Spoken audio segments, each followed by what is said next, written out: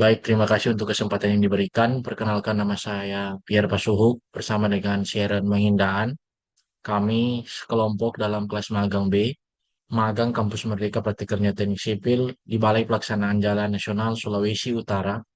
Kami ditempatkan di Satuan Kerja PJN Wilayah 1, lebih tepatnya di PPK 1.5, ruas jalan Girian Kema, Kema Rumbia, Rumbia Buyat. Nah, kami beranggotakan 5 orang dalam PPK 1.5 ini, tetapi dalam kelas magang B ini hanya saya sendiri dan Sharon Mengindaan, dosen pembimbing magang Samuel Rompis. Ini sertifikat magang kami, salah satu tanda bukti bahwa kami telah melaksanakan magang di Balai Pelaksanaan Jalan Nasional Sulawesi Utara terhitung sejak tanggal 4 Februari sampai 4 Juni 2025. Nah, profil BPJN untuk mencapai misi tentunya mempunyai visi. Visinya ialah terwujudnya sistem jaringan nasional yang handal, terpadu dan berkelanjutan di seluruh wilayah nasional untuk mendukung pertumbuhan ekonomi dan kesejahteraan sosial. Direktorat Jenderal Bina Marga mampu menyediakan jaringan jalan yang handal, terpadu dan berkelanjutan serta mampu mendukung pertumbuhan ekonomi dan kesejahteraan sosial demi tercapainya Indonesia yang aman, adil dan demokratis, serta lebih sejahtera melalui pengaturan, pembinaan pembangunan, pengusahaan dan pengawasan yang meliputi wilayah negara kesatuan Republik Indonesia. Nah, misinya ada tiga. Yang pertama, mewujudkan jaringan jalan nasional yang berkelanjutan dengan mobilitas, aksesibilitas, dan keselamatan yang memadai untuk melayani pusat-pusat kegiatan nasional, wilayah, dan kawasan strategis nasional. Yang kedua, mewujudkan jaringan jalan nasional bebas hambatan antar perkotaan dan di kawasan perkotaan yang memiliki intensitas pergerakan logistik tinggi yang menghubungkan dan melayani pusat-pusat kegiatan ekonomi utama nasional. Dan yang ketiga, memfasilitasi agar kapasitas pemerintah daerah meningkat dalam menyelenggarakan jalan daerah yang berkelanjutan dengan mobilitas, aksesibilitas, dan keselamatan yang memadai. Nah, di sini ada struktur organisasi dari Balai Pelaksanaan Jalan Nasional Sulawesi Utara. Ada Bapak Handiana sebagai Kepala BPJN Sulawesi Utara. Dan ini adalah struktur organisasi yang singkat untuk informasi pejabat. Itu Kepala Balai Bapak Handiana STM, MTMSC, dan lainnya. Ini adalah kepala-kepala pada Balai Pelaksanaan Jalan Sulawesi Utara. Nah, tugas BPJN berdasarkan Peraturan Menteri PUPR Nomor 16 Tahun 2020, Bagian ke-1 Umum Pasal 79, Balai Besar Pelaksanaan Jalan Nasional mempunyai tugas melaksanakan pemrograman, perencanaan, pengadaan, pembangunan, reservasi dan pengendalian penerapan norma, standar, pedoman dan kriteria bidang jalan dan jembatan, termasuk konektivitas jaringan jalan sesuai dengan ketentuan peraturan perundang-undangan. Latar belakang, jalan merupakan prasarana transportasi yang menghubungkan suatu tempat dengan tempat yang lain yang sangat diperlukan untuk menunjang kelancarannya aktivitas masyarakat. Keberadaan jalan yang baik dan layak sangat berperan dalam memperlancar arus lalu lintas barang dan penumpang, serta meningkatkan konektivitas antar wilayah, sehingga mendukung pertumbuhan dan pemerataan pembangunan. Namun, seiring dengan berjalannya waktu, jalan yang telah dibangun itu dan dioperasikan akan mengalami penurunan kondisi sesuai dengan bertambahnya umur dan faktor lainnya seperti beban lalu lintas yang berlebihan, kondisi tanah yang mungkin tidak stabil, drainase yang buruk, bencana alam, dan faktor lingkungan dan iklim. Jenis dan tingkat kerusakan yang terjadi sangat bervariasi di sepanjang ruas jalan. Apabila dibiarkan dalam jangka waktu yang lama, maka akan memperburuk kondisi jalan dan mungkin akan mengalami kerusakan yang lebih lanjut, sehingga dapat mempengaruhi kenyamanan, keamanan, dan kelancaran dalam berlalu lintas, serta dapat membahayakan keselamatan pengguna jalan. Untuk itu dibutuhkan penanganan untuk mengembalikan fungsi jalan secara optimal dan aman. Tujuannya itu yang pertama ada meningkatkan kualitas dan fasilitas pelayanan fungsi jalan. Yang kedua, untuk menunjang kelancaran aktivitas masyarakat menuju tempat kerja, tempat ibadah, tempat menempuh ilmu seperti sekolah dan kampus. Nah, ada juga yang ketiga, meningkatkan keselamatan dan kenyamanan pengguna jalan, memperpanjang umur pakai jalan. Ini kami ada proyek dari Bek 5, biasanya ini rutin, ini biasanya dinamakan rutin kondisi. Reservasi jalan dilihat tema Rumbia Buaya setiap tahun itu pasti ada.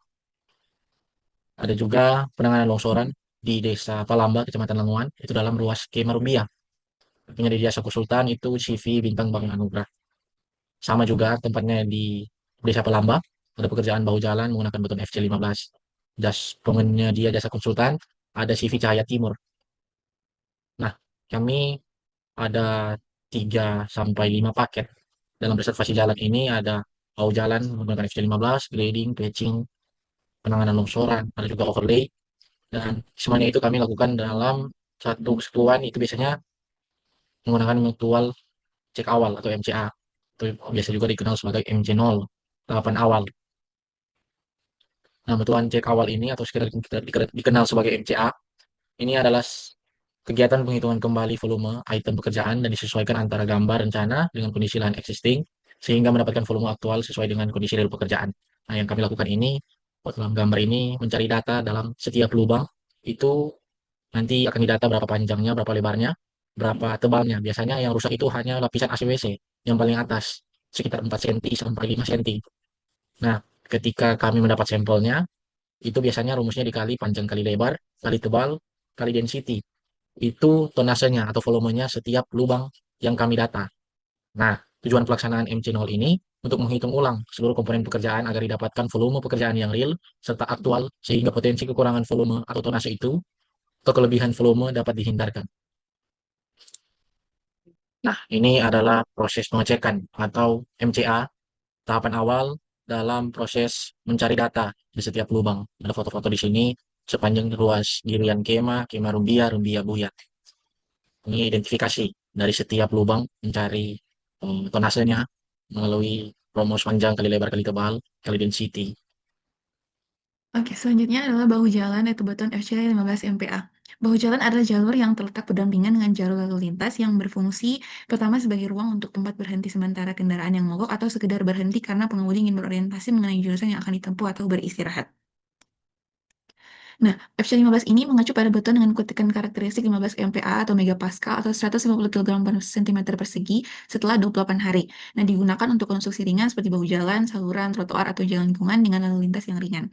Kelebihan pada beton FC15 ini untuk bahu jalan yang pertama yaitu biaya lebih ekonomis dibanding dengan beton mutu tinggi dan mudah dikerjakan dan cukup kuat untuk lalu lintas ringan dan cocok untuk infrastruktur skala menengah. Berikut ini adalah campuran beton FC15 pada lokasi proyek PPK 15. Nah, dengan komposisi campuran itu 1:2:2, dengan semen 308 kg, pasir 927 kg, dan kerikil 790 kg, dan air 215 kg.